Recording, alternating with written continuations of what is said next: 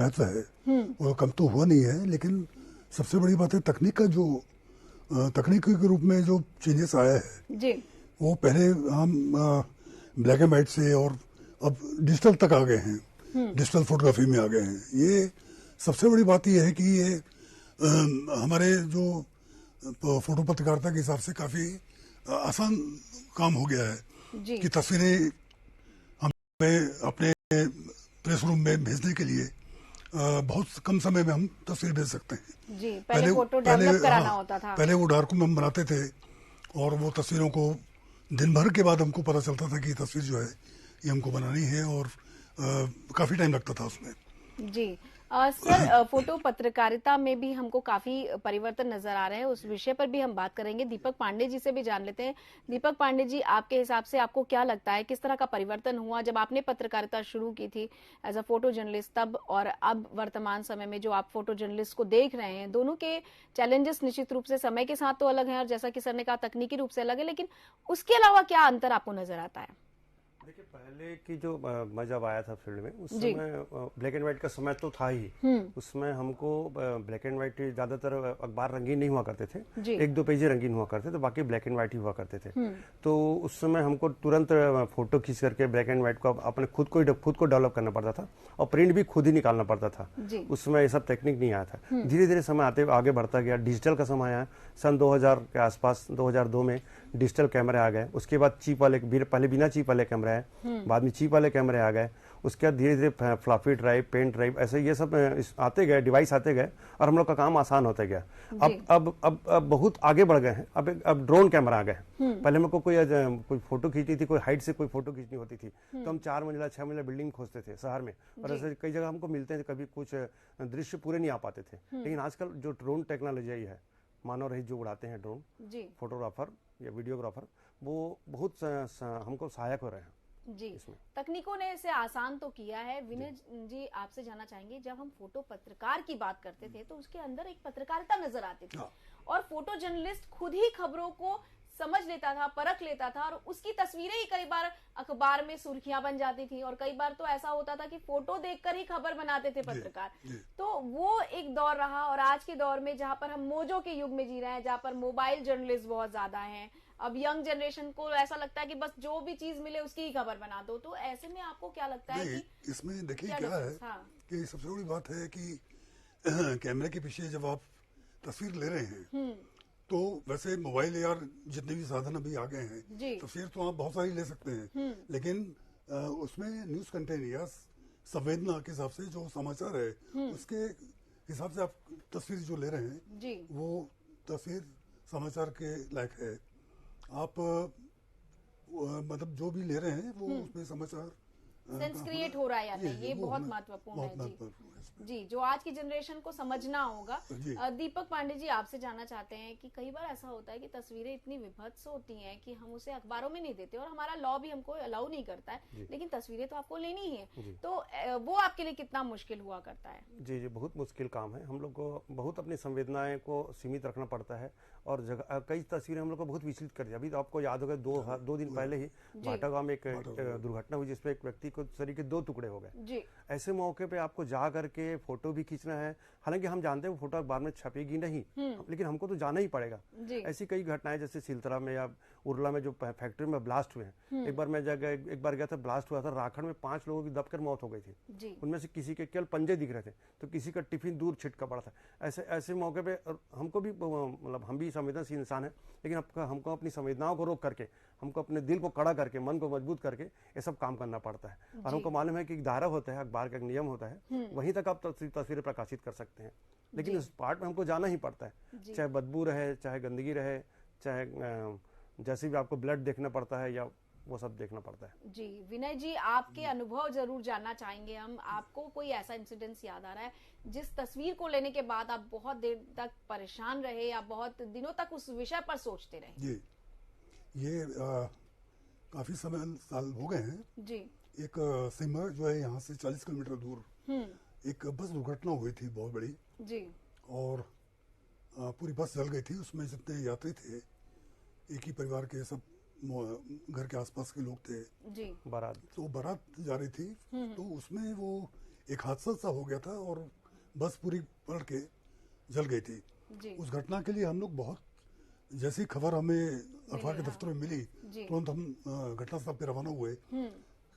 सबसे बड़ी बात यह है कि उस तस्वीर को लेने के बाद मैं काफी एक हफ्ते तक कहीं भी कोई चीज जलती थी तो मैं सहन नहीं कर सकता था, इतना ज्यादा भय और वो संवेदनाएं जो थी वो आपको जग रही थी। लेकिन एक चीज और भी है कि इसके अलावा जैसे आप कहीं दुर्घटना होती है या कहीं कोई तस्वीर आप ले रहे होते हैं तो हमें भी संवेदना का परिचय देना होता है कि तस्वीर लेने के साथ साथ हम सहायता भी कर सके, ये हमारे मन में भी सबसे पहले आता है। जी निश्चित रूप से कि घटना तो होती है लेकिन ये जो घटना थी बस दुर्घटना, इसके काफी दिनों तक मैं काफी विचलित रहा। मतलब कहीं भी आग लगती थी तो मुझे सहन नहीं होता था, इतना ज्यादा विभत्स रूप था दुर्घटना का। आकांक्षा जी, कई बार क्या होता है, जैसे मुझे एक बार याद आता है, एक बार मैं अखबार से निकल ही रहा था अपने घर जाने के लिए, वैसे ही अचानक मुझे मेरे पास फोन है कि एक पास के एक दफ्तर में एक दुकान में, टायर की दुकान था, उसमें आग लग जाती है। मुझे उसमें नया कैमरा, डिजिटल कैमरा आया था, छोटा सा कैमरा हुआ करता था तो बहुत ज्यादा एडवांस नहीं था उस समय। तो मैं उस दुकान में गया और मैं फोटो खींचने लगा। और दुकान का मालिक मेरे बगल में खड़ा था, मुझे ज्ञात नहीं था, वो परेशान था और मुझे अपनी फोटोग्राफी करने की, मुझे अखबार में भी देना था। तो मैं फोटो खींचा, मेरे मुंह से ये निकल गया कि फोटो अच्छी नहीं आ पा रही है। तो वो अन्यथा ले लिया उन्होंने और उन्होंने सीधा मेरा कॉलर पकड़ लिया। यानी कई बार हम लोग को इससे भी ये भी फेस करना पड़ता है, मारपीट जैसी भी स्थिति हमारे साथ आती है। तो मैंने तुरंत वहाँ पे सीएसपी साहब खड़े थे, उनको बताया ऐसी बात है। उन्होंने बताया भी अखबार के आदमी, इनका काम है, ये अपना काम कर रहे हैं, इनको आपसे उससे कोई मतलब नहीं है, आप इनका अन्यथा मत लीजिए। तो ऐसी मेरे शर्ट के 2 बटन तोड़ दिए उन्हें। हालांकि उनके साथ ज्यादा घटना घटी थी, उनका ज्यादा नुकसान हुआ था। तो कई बार ऐसे स्थिति में काम करना पड़ता है, टेंशन बहुत ज्यादा रहता है। तो लोगों को समझाना ये रहता है कि भैया हमारा काम है, हम क्या कर सकते हैं, ये समझाना पड़ता है, क्योंकि फील्ड में हम लोग को ही जाना है। ऐसी कई बार ऐसी स्थिति का सामना करना पड़ता है।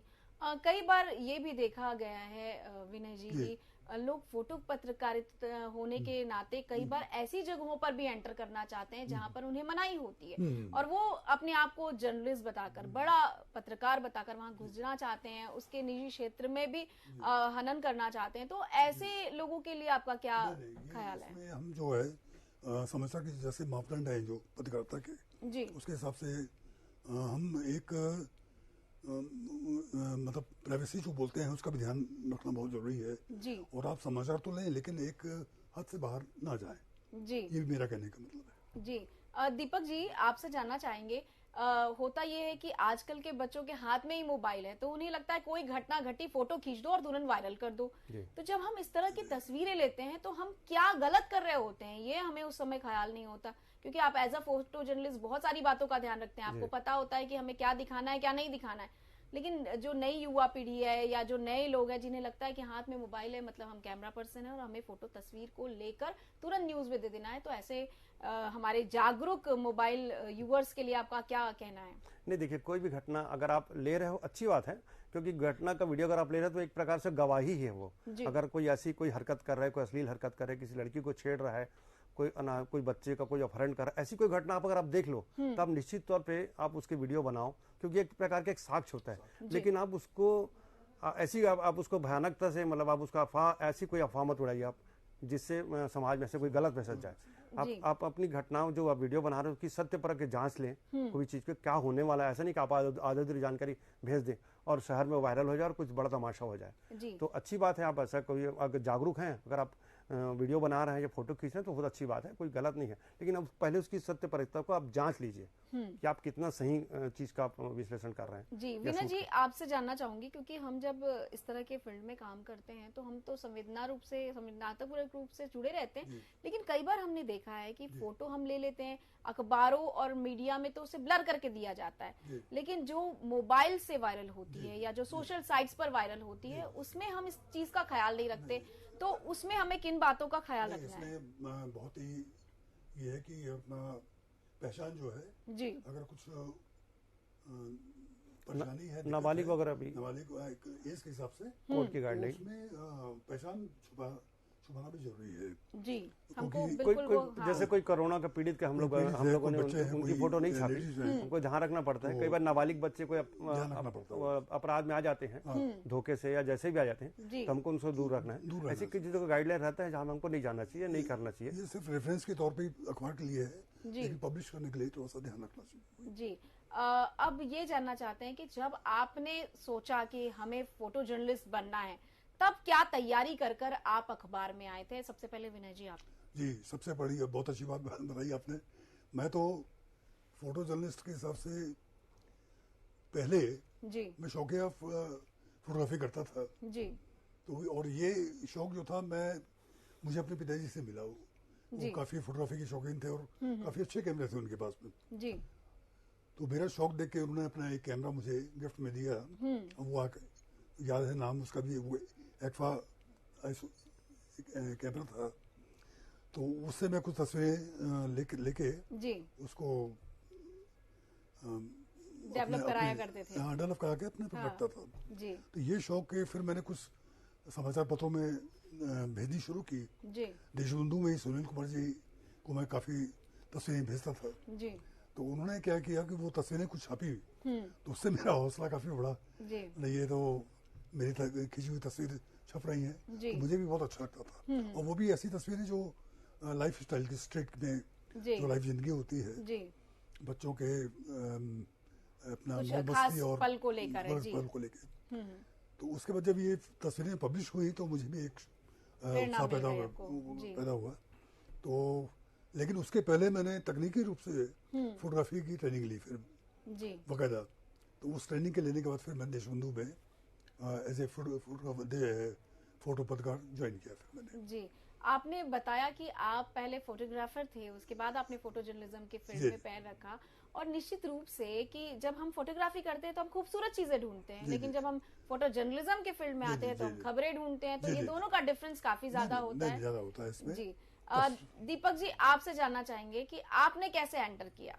जी, मैं भी पहले फोटोग्राफी का शौकीन था जी। और कभी वाइल्ड फोटोग्राफी करता था। तो धीरे से मुझे भी लगा कि अखबारों के लायक मैं काम कर सकता, ऐसा लगने लगा मुझे जी। तो एक दो घटनाओं की फोटो मैंने खींचा। एक मैगजीन में भी काम करता था जी। फिर मैं नया अखबार खुला शहर में बहुत बड़ा जी। फिर मैंने उसमें एंट्री, बाद में मैंने पत्रकारिता का कोर्स भी किया और फोटोग्राफी में भी डिप्लोमा किया जी। जब आपने फोटोग्राफी के इसमें डिप्लोमा किया और इसके पहले आपने पत्रकारिता की, तो आपको डिफरेंसेस तो बहुत अच्छे से समझ आ गए होंगे कि आम फोटोग्राफी और फोटो जर्नलिज्म में बहुत डिफरेंस है।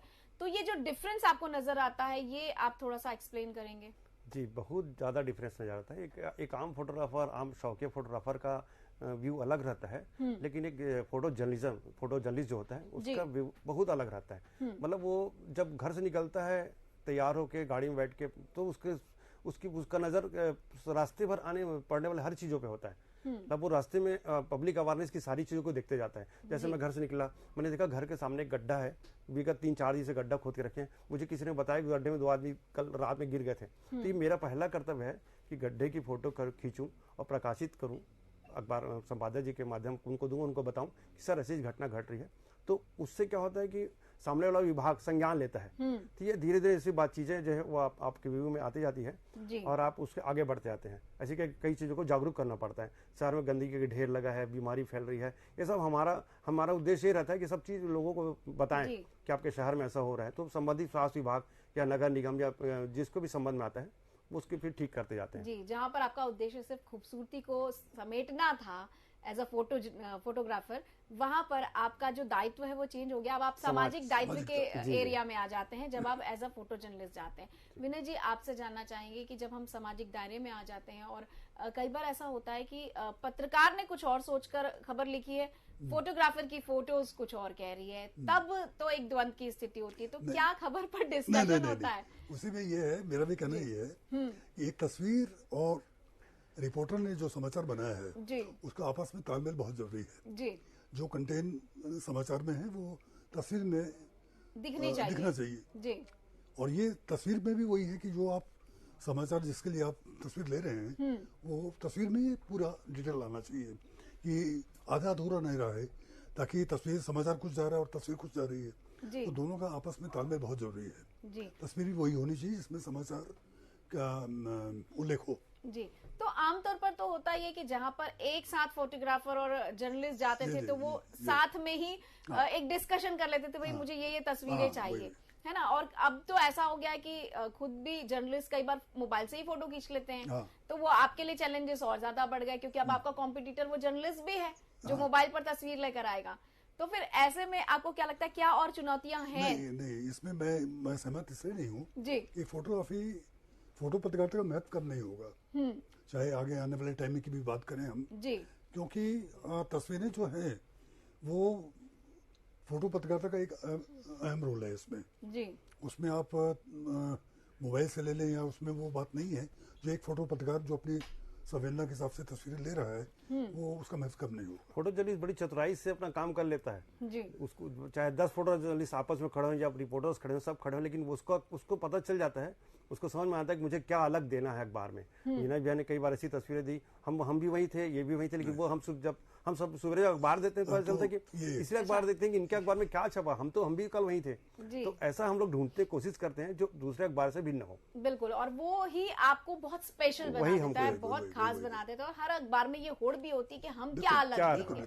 बहुत सारी जगहों पर ये भी समस्या आती है कि भाई अगर कोई वहां पहुंचा है तो तस्वीरें दे देना, और कई बार सिमिलर तस्वीरें हमें नजर आ जाती है। तो ऐसा तो कई बार हमारे साथ में ये होता ही है ना कि हम किसी के साथ बहुत ज्यादा अच्छे तालमेल हमारे बैठे हुए हैं, तो हमने जो तस्वीर ली तो भाई हमको दूसरे को तो देना ही, क्योंकि कई बार उससे भी हमको लेना होता है। तो क्या हम अपने लिए कुछ अलग तरह की तस्वीरें खींचकर फिर दूसरी तस्वीरें प्रोवाइड करते हैं दूसरों को? जी, ये करना ही पड़ता है, ये कुछ क्योंकि ये कंपटीशन तो हमेशा रहेगा, पहले भी था, क्योंकि वो साथी है तो उसको देना भी जरूरी, सहयोग भी करना है। सहयोग करना पड़ता है। लेकिन अपने लिए हम ऐसी कोई न कोई चीज, मेरी अपनी बात नहीं है, ये सारे फोटो जर्नलिस्ट की बात है, वो अपने लिए कोई न कोई ऐसी चीज छुपा के रखते हैं जो उसको पता नहीं होता है, और अपने अखबार में देने के लिए वो अलग स्पेशल रखते ही है, क्योंकि अखबार को भी आगे बढ़ाना है, अखबार पाठकों को भी दिखाना है कि हम औरों से अन्य हैं जी, उसके लिए करना पड़ता है। जी विनय जी, विगत कुछ दिनों से देखने में ये आ रहा है कि ना फोटोग्राफर की जो एक ओहदा हुआ करता था, उसकी जो एक पोस्ट हुआ करती थी, बड़ी गरिमापूर्ण वो रही है, लेकिन अब वो जो ओहदा रहा है वो कहीं ना कहीं प्रभावित नजर आता है। फोटो जर्नलिस्ट उतने नहीं दिखते अखबारों में जितने पहले हुआ करते थे, इसकी वजह आपको क्या लगता है? स्पर्धा तो काफी बड़ी हो गई कि जो तस्वीर जो फोटो जर्नलिस्ट है उसके लिए बहुत चैलेंज हो गया जी। और अपना जो है,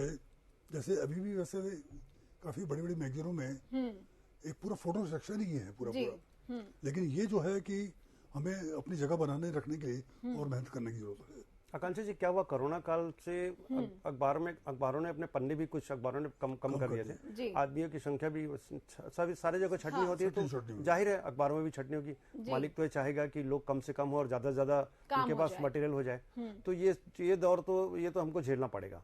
और अभी संख्या कम इसलिए होती जा रही है कि वही कारण है, अखबारों में पन्ने कम हो गए और कुछ जो मटेरियल जो आ जा रहे हैं वो आ जाते हैं। जैसे सारे विभाग आजकल जो जैसे बड़े पार्टियां हैं उन अपने खुद के पीआर रखे हुए हैं जी, तस्वीरें आसानी से उपलब्ध करा देते हैं जी। और एक और कारण जो मुझे लगता है कि वेब मीडिया के आने से भी कहीं ना कहीं हमारे फोटो जर्नलिस्ट प्रभावित हुए हैं, क्योंकि बहुत सारी दूसरी जगहों से जो मिलने वाली तस्वीरें थी वो अब बहुत आसानी से उपलब्ध हो जा रही हैं, है ना। तो वो भी एक कारण है। सर, अब आपसे ये भी जानना है कि जो लोग इस फोटो जर्नलिज्म की फील्ड में आना चाहते हैं, आपके हिसाब से उनके अंदर कौन कौन से गुण होना चाहिए? पहले विनय जी आप बता दें।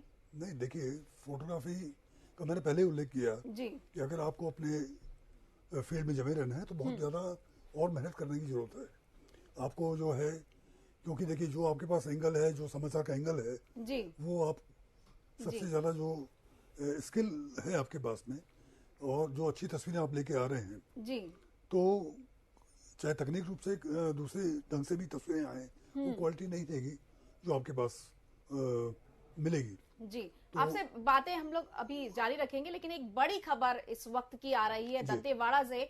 हम पहले उसकी तरफ रुख करते हैं। एक बड़ी खबर आपको बता दें, दंतेवाड़ा से हमें अभी बड़ी खबर मिली है। एक नक्सली हमला हुआ है जिसकी जानकारी हम अपने दर्शकों को देना चाहते हैं। एक बड़ा विस्फोट हुआ है दंतेवाड़ा में जिसकी जानकारी हम आपको देना चाहते हैं। उसके बाद ये जो हमारा संवाद है जिसको लेकर हम लगातार चर्चा कर रहे हैं फोटो जर्नलिज्म पर, इस पर बात करेंगे। आपको बता दें, दंतेवाड़ा में बड़ा नक्सली हमला, नक्सलियों ने किया आईईडी विस्फोट।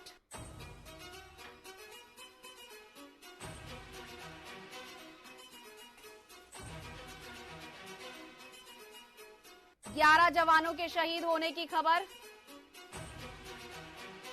आपको बता दें, 11 जवानों के शहीद होने की खबर आ रही है। नक्सलियों ने जवानों का वाहन उड़ाया।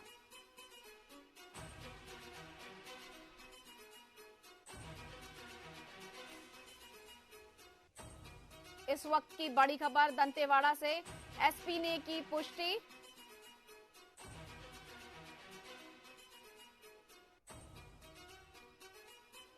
अरनपुर थाना